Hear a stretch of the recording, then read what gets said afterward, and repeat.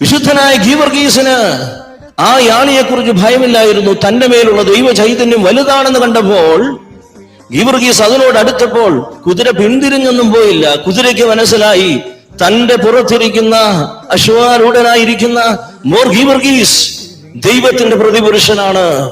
അതുകൊണ്ട് ആ വിശുദ്ധി ഏറുംതോറും നമ്മെ എതിർക്കുന്ന തിന്മയുടെ ശക്തി കുറയും എന്നുള്ളതാ.